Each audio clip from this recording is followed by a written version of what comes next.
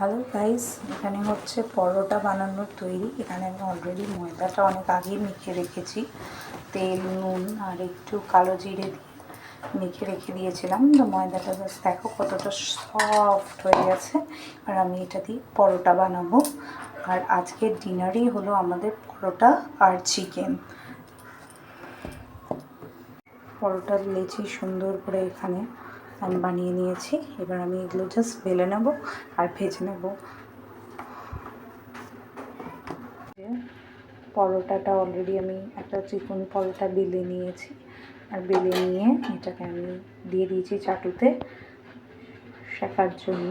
তো আমি প্রথমে এমনি একটা সাইড কাঁচা করে, মানে যখন কাঁচা থাকতে থাকতে সেঁকে নেবো, যাতে মুচমুচে ভাবটা হয়। একটু মানে আমি তেল দিইনি, আমি একটার মধ্যে তেল দেবো, বেশি করেই তেল দেবো। পরোটাতে একটু তেল ভালো লাগে।